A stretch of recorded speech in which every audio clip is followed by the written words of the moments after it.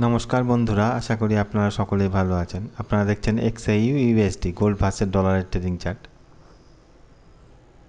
আজকে 27 তারিখ শুক্রবার, সপ্তাহের শেষ দিন। মার্কেট ভোলাটাইল হতে পারে,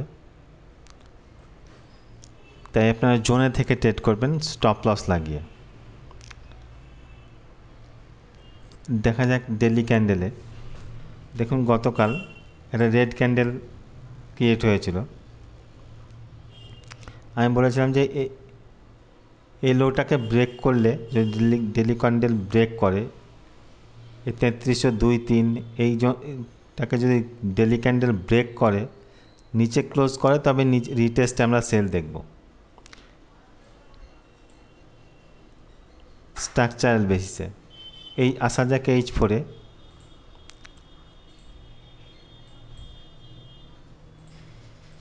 দেখুন H4-এও আমি বলেছিলাম এই জোনটাকে যদি ব্রেক করে, এইখানে এই 3294-95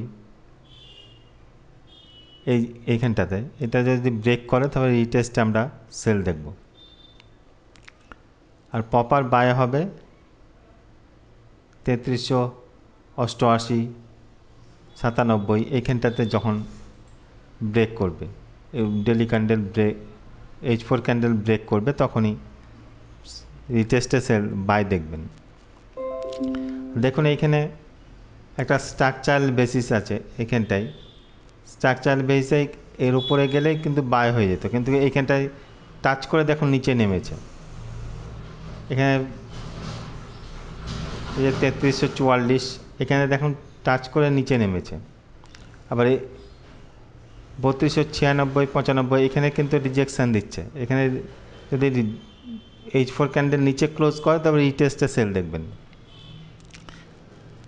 আর H1-এ দেখুন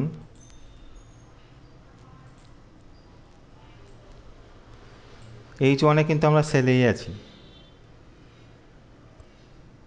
একটা ওয়েভ তৈরি করছিল বায়ের, যেমন এইখানটা একটা, এই যে একটা, এখানটা একটা, কিন্তু এইখানটায় 3317-18 এইখানটাকে দেখুন এই যে লোটাকে নিচে ক্লোজ করেছে ক্যান্ডেল। তাহলে এই স্ট্রাকচারটা ব্রেক অফ স্ট্রাকচার হয়ে গেছে, তাহলে এই স্ট্রাকচারটা আর কোনো ভ্যালু নেই।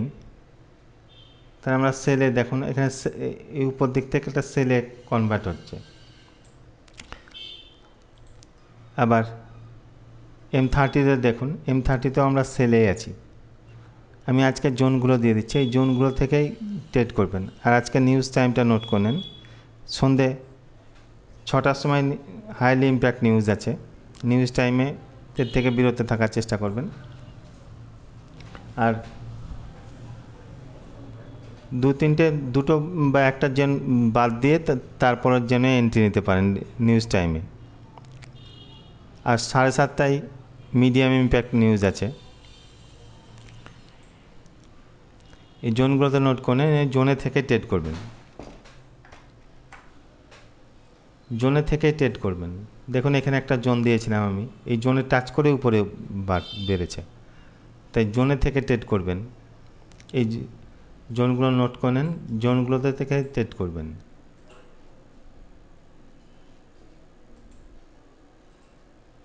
এই বাইং জোন আর সেলিং জোনগুলো নোট করে নেন।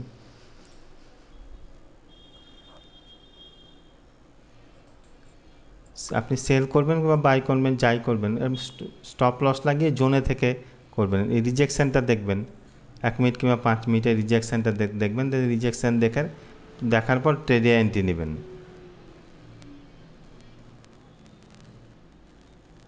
ধন্যবাদ।